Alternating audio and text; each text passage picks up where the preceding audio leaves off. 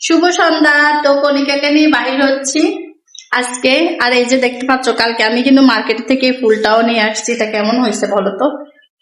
এই যে ফুলটা নিয়ে আসছি, আবার এই যে দেখো এই ফুলগুলো নিয়ে আসছি। কেমন হয়েছে ফুলগুলো? আমি এখন কণিকাকে নিয়ে ফুচকা খেতে যাচ্ছি।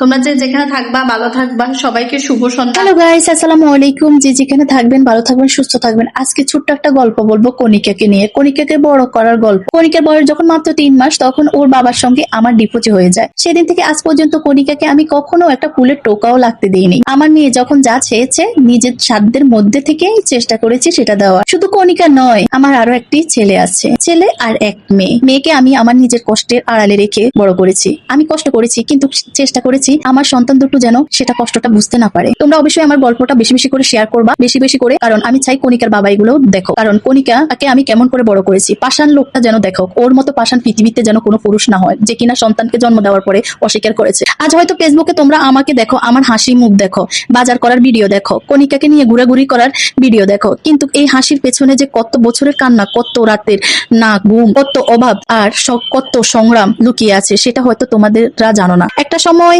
আমি দিন রাত 24 ঘন্টার মতো পরিশ্রম করতাম, শিলের কাজ করতাম, শিলের কাজ শিখেছি, কাজ করেছি। সেই সময় কণিকা ছিল একেবারে দুধের শিশু। কাজ শিখতে যেখানে যেতাম, অনেক সময় সেখানে কণিকাকে নিয়ে যেতে আমাকে নিষেধ করা হতো। তখন বুকের ভেতরটা কেমন করে উঠতো, সেটা শুধু একজন মাই বুঝতে পারে। কি করব?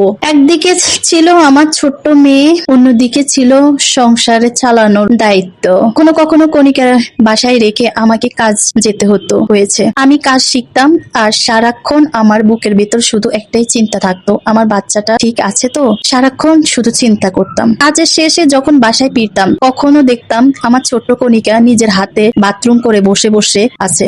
সেই দৃশ্যগুলো আজও আমার চোখের সামনে ভাসে। গাইস, একদিন তো আসি বাসায় দেখে ওর নাক কাটা গেছে খাটের গ্লাসের সাথে। অনেকটা আমি দেখতাম ও বাথরুম করে নিজে নিজে খাচ্ছে। একজন মা হিসাবে তখন আমার বুকটা ফেটে যেত। মনে হতো এর এত ছোট্ট একটা বাচ্চাকে রেখে আমি কিভাবে বাইরে কাজ করতে গেলাম। কিন্তু আমার সামনে আর কোনো পথ ছিল না। আমার শত্রু হতে হয়েছে, আমার শক্ত হতে হয়েছে, কাঁদতে কাঁদতে কাজ শিখতে হয়েছে, অভাবের সঙ্গে লড়াই করতে হয়েছে, নিজের ইচ্ছাগুলোকে মেরে সন্তানের ইচ্ছাগুলো পূরণ করতে হয়েছে। আলহামদুলিল্লাহ, সেই দিনগুলো পার করে আজ আমি আমার সন্তানদের সামনে দাঁড়িয়ে বলতে পারি, আমি হয়তো অনেক কিছু দিতে পারিনি, কিন্তু ভালোবাসার কোনো কমতি রাখিনি। সবাই আমার সন্তানগুলোর জন্য অবশ্যই দোয়া করবেন। শিলের কাজ করতে করতে আজও মাঝে মাঝে কাজ করি, হয়তো আগের মতো নিয়মিত কাজ করি না, কিন্তু সেই কাজটা আমার একটা সময় নিজের পায়ে দাঁড়ানো শিখিয়েছিল। আজ তোমরা কণিকাকে আমার সঙ্গে দেখো, ওর হাসি দেখো, ওর আনন্দ দেখো, কিন্তু এই হাসির পেছনে একজন মায়ের কত রাতের কান্না আছে,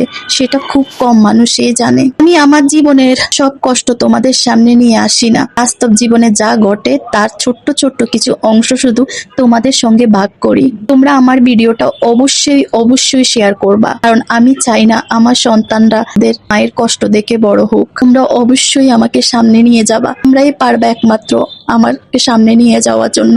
মা হিসাবে আমাদের কাছে অনুরোধ করি, আমি চাই তারা শুধু এতটুকু জানো, তাদের মা হেরে যায়নি। কত কষ্টই আসুক, তাদের জন্য লড়াই করে গেছে। কণিকা আজ আমার কাছে শুধু আমার মেয়ে নয়, আমার জীবনের অনেক কষ্টের পর পাওয়া একটু শান্তি।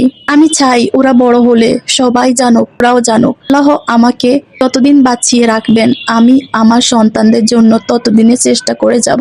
একজন মায়ের জীবনের গল্প হয়তো শুধু সাধারণ, কিন্তু সেই গল্পর প্রত্যেকটি কষ্টের ভেতরে লুকিয়ে আছে সন্তানের জন্য অসীম ভালোবাসা, অসীম ভালোবাসা। আসসালামু আলাইকুম। আমার গল্পটা যদি ভালো লাগে সবাই শেয়ার করে দিবেন। আর প্রিয় বন্ধু বান্ধবরা, ভালোবাসা রইল। শুভরাত্রি।